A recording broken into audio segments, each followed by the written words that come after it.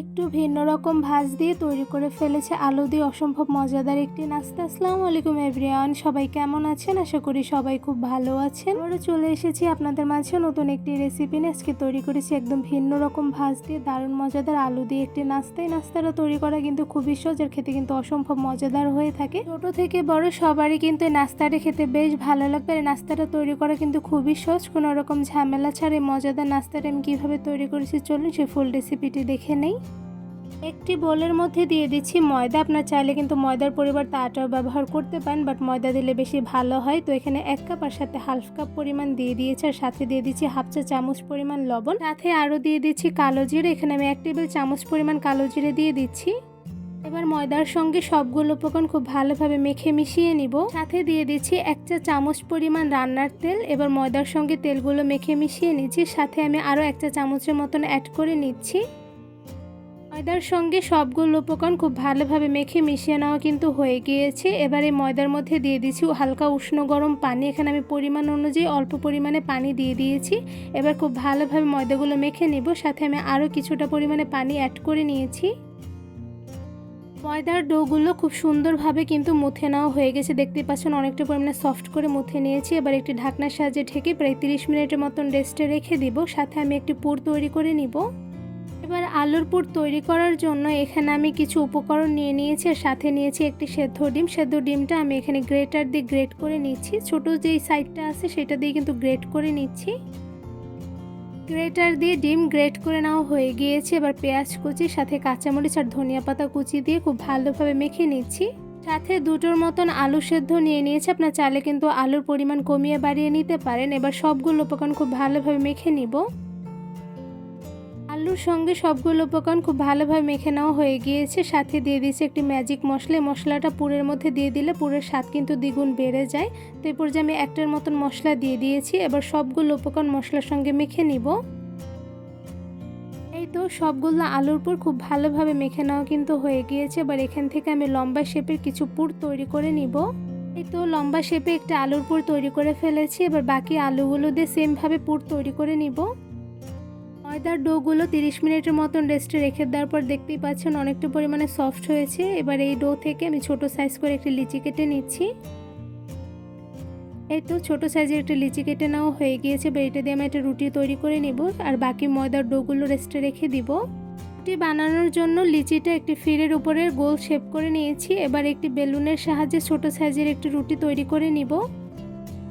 লিচি দিয়ে ছোট সাইজের একটি রুটি বেলে নিয়েছি, আর রুটিটা কিন্তু খুব একটা পাতলা রাখিনি, একটু মোটা করে কিন্তু বেলে নিয়েছি।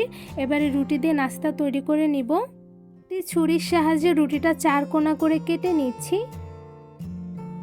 এবার রুটির চারো সাইডে যেই এক্সট্রা রুটিটা আছে সেটা রেখে দিচ্ছি পরবর্তীতে আরও একটি রুটি তৈরি করার জন্য। এবার রুটির মাঝ বরাবর সেমভাবে স্কোয়ার শেপে আমি কেটে নিচ্ছি।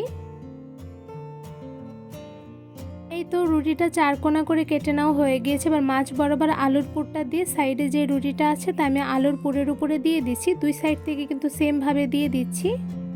এবার রুটির বড় যে অংশটা আছে সেটাও কিন্তু পুরের উপরে সেমভাবে দিয়ে দিব। সাথে রুটির নিচের যে বাকি অংশটুকু ছিল সেটাও কিন্তু সেমভাবে তুলে সাইড থেকে আমি চাপ দিয়ে লাগিয়ে দিচ্ছি যাতে ছুটে না যায়। এই তো সাইড থেকে চাপ দিয়ে কিন্তু লাগিয়ে নিয়েছি। আর এই আলু নাস্তাটা তৈরি করা কিন্তু খুবই সহজ, কোনো রকম ঝামেলা ছাড়া খুব সহজে কিন্তু তৈরি করে ফেলা যায়। আলুর পুর দিয়ে আরও একটি নাস্তা তৈরি করে দেখাচ্ছি। আলুর পুর মাঝ বরাবর দিয়ে দুই সাইড থেকে কিন্তু রুটিটা আলুর পুরের উপরে দিয়ে লাগিয়ে নিয়েছি। এবার বড় যে অংশটুকু ছিল রুটির সেটাও কিন্তু সেমভাবে দিয়ে লাগিয়ে নিচ্ছি। এবার রুটির নিচের অংশটুকু উপরের দিকে তুলে দিয়ে সাইড থেকে আমি হাত দিয়ে চেপে চেপে লাগিয়ে নিচ্ছি যাতে ছুটে না যায়। আরও একটি নাস্তা তৈরি করে ফেলেছি। এবার বাকি ময়দার ডোগুলো দিয়ে সেমভাবে বাকি নাস্তাগুলো তৈরি করে নিব।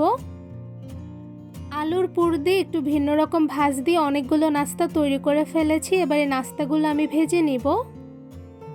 নাস্তাগুলো ভাজার জন্য একটি কড়াইয়ের মধ্যে দিয়ে দিচ্ছি পরিমাণ অনুযায়ী রান্নার তেল। তেলগুলো একটু গরম হয়ে আসলে এর মধ্যে একটা একটা করে বানিয়ে রাখা সবগুলো নাস্তা দিয়ে দিচ্ছি। গরম তেলের মধ্যে সবগুলো নাস্তা দিয়ে দেওয়া হয়ে গিয়েছে। এবার মিডিয়াম আঁচে নাস্তাগুলো ভেজে নিব। নাস্তাগুলো ভাজার সময় চুলার আঁচটা একদম মিডিয়ামে রেখে ভেজে নিতে হবে, তাহলে কিন্তু নাস্তাগুলো খুবই ক্রিস্পি হবে। তো এই পর্যায়ে নাস্তাগুলো আমি একটি চামচের সাহায্যে উল্টে দিচ্ছি। আস্তে নাস্তাগুলো উল্টে দেওয়া হয়ে গিয়েছে। এবার মিডিয়াম আঁচে নাস্তাগুলো আরও কিছুটা সময় নিয়ে ভেজে নিব।